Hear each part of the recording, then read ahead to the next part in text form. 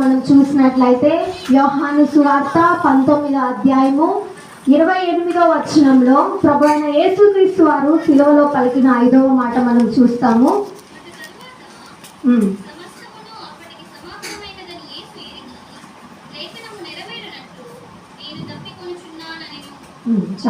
అక్కడ మనం చూస్తున్నట్లయితే ఇందాక మనం విన్నాము, మొదటి 3 మాటలు ప్రభు అయిన యేసుక్రీస్తు వారు అక్కడున్న జనుల గురించి మన గురించి మాట్లాడితే 4, 5, 6, 7 మాటలు తన గురించి తాను చెప్పుకుంటున్నట్లు మనం వింటున్నాం.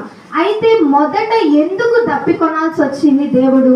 అయితే ఆ దప్పిక శారీర సంబంధమైన లేదా ఆత్మ సంబంధమైన దప్పిక అని మనం చూసినట్లయితే అక్కడే ఉంది, లేఖనము నెరవేరునట్లు.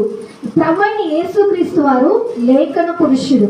ఎందుకంటున్నానంటే దేవుడి లోకంలోకి రావటం కానీ, దేవుడు అద్భుతాలు చేయటం కానీ, స్వస్థతలు చేయటం కానీ, లేకపోతే ఇంకా శిలువ మరణం పొందటం కానీ తనంతట తాను కాదు, కానీ లేఖనము నెరవేరడానికి మాత్రమే జరిగిందని మనం తెలుసుకుంటున్నాం.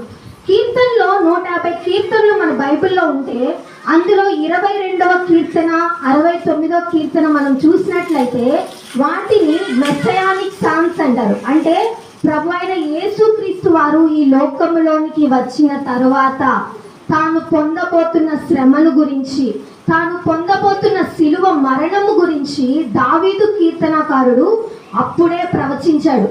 కాబట్టి 22వ కీర్తనలో మనం చూసుకున్నట్లయితే అక్కడ ఒక మాట ఉంటది, నా నాలుక అంటుకొని ఉన్నది అంటాడు. అంటే ఎంత వేదన పడుతున్నాడో కదా.